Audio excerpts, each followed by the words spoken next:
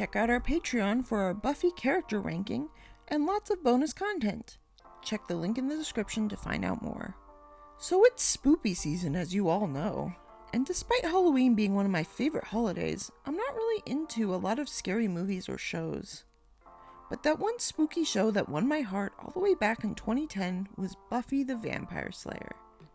I say 2010 because I was too scared of just about everything as a kid in 1997 to watch something that had vampire in the name.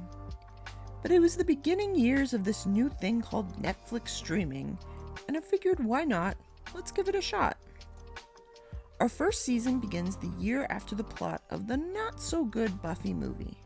Don't worry, you don't have to watch it to understand the plot. Honestly, as much of a big Buffy fan as I am, I've never seen it.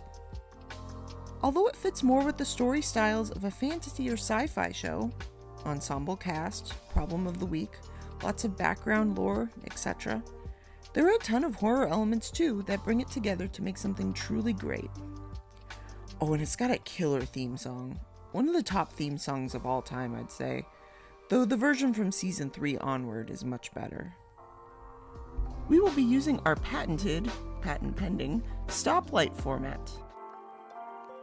So let's go right to the beginning with Welcome to the Hellmouth. Green light all around, of course.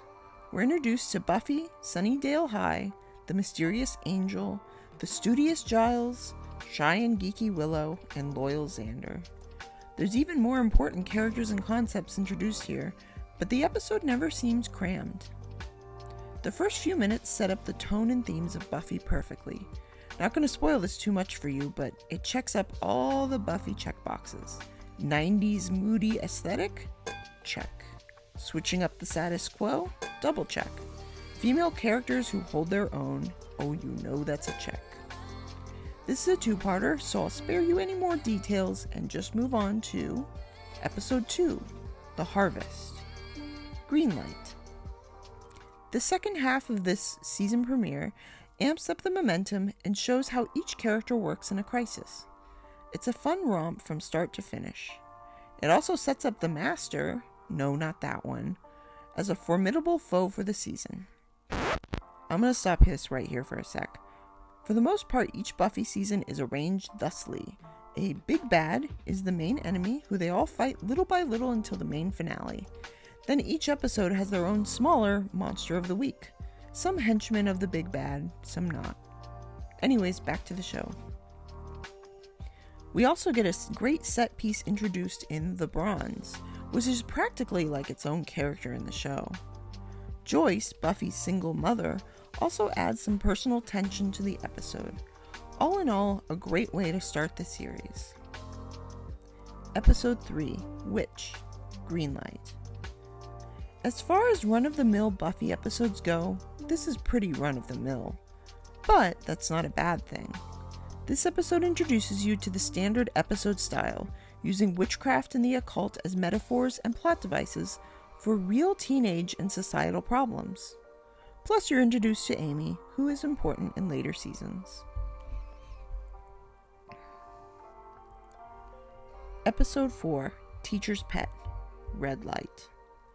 While this can be a fun one, it's just not great, and the whole teacher-student romance thing is so overdone and creepy, and not creepy in the way you'd want a Buffy episode to be.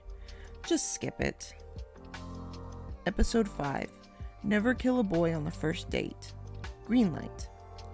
This one has both important plot elements, introducing the concept of the Anointed One, and showcases how Buffy's wishes to be a normal teenager can be barred by her responsibilities as the Slayer. Good episode. We're at the halfway point here. Whew!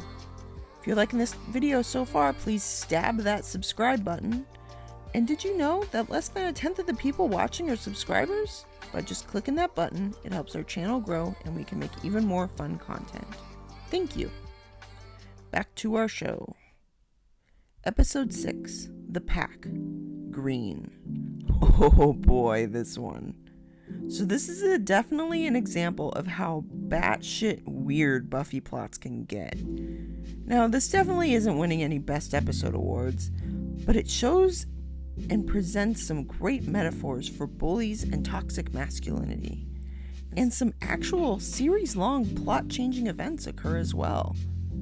Just FYI, you might want to skip this one if you're sensitive to scenes involving a near sexual assault. It's not the most explicit, and the assault is stopped before anything happens, but I just thought I'd let you know. Episode 7, Angel.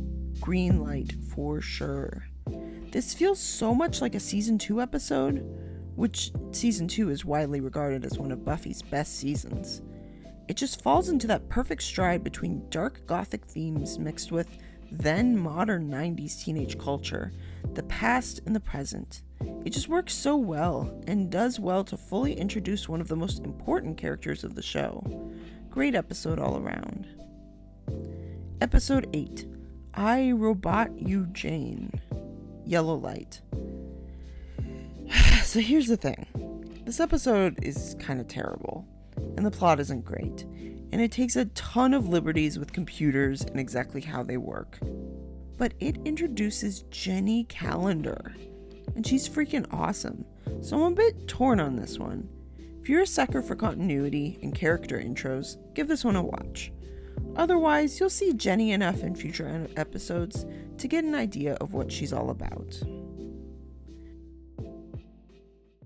Episode 9, The Puppet Show. Green light. I'm putting this one as a green mainly just for how dang fun it is. This is just an absolutely fun romp with twists and turns and a talking ventriloquist dummy. What more could you ask for? This is definitely on the list of the best Buffy single episode ditch the overarching story monster of the week fun fests. Buffy for short. Oh, and how can I forget? This is the first episode with the ever-intimidating Principal Snyder, played by the great Armin Shimmerman, who you may know as Quark from Star Trek, though his ears are a little less pronounced here.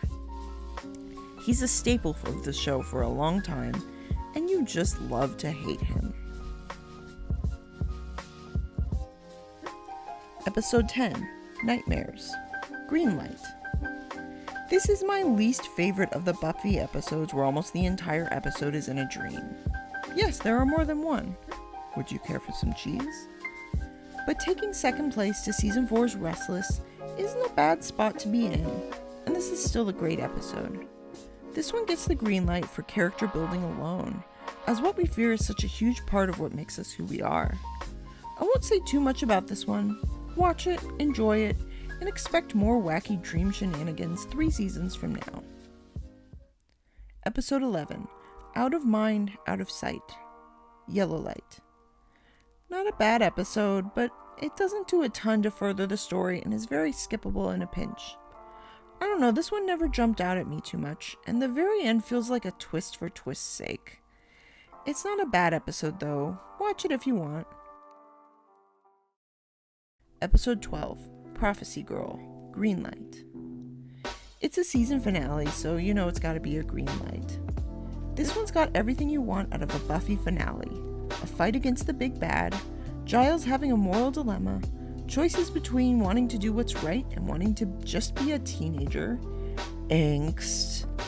It's a middle of the road finale for the show as a whole, but as a finale for the show's first season, it does a great job wrapping it all up in a bow and getting us ready for what's next. I hope you had a fun journey with me through the first season of Buffy the Vampire Slayer. I'm excited to cover Season 2, which is tied for my favorite season of the show. Definitely hit subscribe if you want to see more. Thank you for watching.